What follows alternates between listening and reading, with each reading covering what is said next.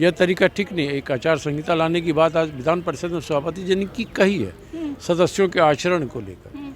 सदन को नहीं चलने देना एक पॉलिटिकल क्राइम है, राजनीतिक अपराध है, और इसको करने वाली बीजेपी है। शराबबंदी जो है निषेध है।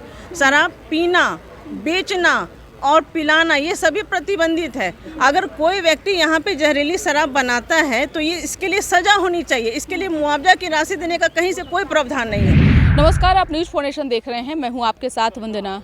बिहार में शराबबंदी को लेकर हाय तौबा मचा हुआ है। आपको बताते चलें कि बिहार विधानमंडल में शीतकालीन सत्र शुरू है, लेकिन सत्र में जो चीज़ें उठाई जानी चाहिए वो उन सब चीज़ों पर चर्चा नहीं हो रही है। सिर्फ और सिर्फ शराबबंदी और विधि व्यवस्था पर ही सभी का निगाह जो है वो टिका हुआ है। चाहे हम बात करें सत्ता पक्ष या फिर विपक्ष की। विपक्ष की ओर से लगातार सरकार के ऊपर हमला बोला जा रहा है, लगातार प्रदर्शन हो या फिर राजमार्च हो करते नजर आ रहा है। लेकिन जिस मसले पर बात होनी चाहिए, चाहे रोजगार हो, भ्रष्टाचार हो, उन सब चीज़ों पर जो है वो एक तरह से ताला नॉक कर दिया गया है। बस बिहार में शराबबंदी और शराबबंदी पर ही चर्चा हो रहा है। इसी क्रम में जब सत्ता पक्ष के दलों से हमने बात करने की कोशिश किए हैं तो सुनिए पहले कि कांग्रेस का क्या कहना है, फिर उसके बाद में आप सुनिए कि जदयू का क्या कहना है। वो झड़प कर रहे हैं, लड़ाई कर रहे हैं, ऐसा सदन का जो ये सिर्फ और सिर्फ बीजेपी के द्वारा कराया गया। बीजेपी विपक्ष में है, विपक्ष के दलों के सदस्यों का तो और ये काम बनता है, दायित्व बनता है कि सरकार को घेरे, सवाल करे, उससे जवाब मांगे। आप सवाल ही नहीं उठने दे रहे। सदन चर्चा के लिए होती है, सदन नारेबाजी के लिए नहीं होता है। क्या बीजेपी वाले नारा लगाने के लिए सदन में आता है? क्यों नहीं सुना जा रहा है? उन लोगों का आरोप है कि शराबबंदी पर क्यों नहीं, फिर आखिर सरकार क्यों पूछना चाह रही है? बीजेपी को जवाब देना पड़ेगा। उन्हें सभापति ने कहा कि आप अलग से समय मांगिए, इस पर अलग से चर्चा करेंगे। उसके लिए उन्होंने कोई समय न तो विधानसभा मांगा न परिषद मांगा। इसके लिए आपकी मंशा चर्चा नहीं है, आपकी मंशा सरकार के खिलाफ नारेबाजी करके हुड़दंग करना, हंगामा करना। तो विपक्ष में तो बीजेपी आगे भी अभी है, लेकिन तो क्या इसी तरह से चलते रहेगी? नहीं, अगर इस तरह से चलेगी तो इसका कोई निराकरण मैं समझता हूँ दोनों सदन के सभापति को निकालने के लिए कोई कड़े कदम उठाने होंगे। यह तरीका ठीक नहीं है। एक आचार संहिता लाने की बात आज विधान परिषद में सभापति जी ने की कही है सदस्यों के आचरण को लेकर। सदन को नहीं चलने देना एक पॉलिटिकल क्राइम है, राजनीतिक अपराध है, और इसको करने वाली बीजेपी है। और राज्य की जनता इन चीज़ों को देख रही है कि कौन पार्टी के लोग अकारण नारेबाजी करके हंगामा करते हैं और सदन नहीं चलता। कमजोर क्यों पड़ रही है? विपक्ष इतना भारी क्यों है? विपक्ष भारी मैंने हम वहाँ लड़ने जाएं, बहुमत तो हमारा है। आज भी देखिए हमारा सारा विधेयक पारित हुआ ना, बहुमत है तब तो पारित हुआ।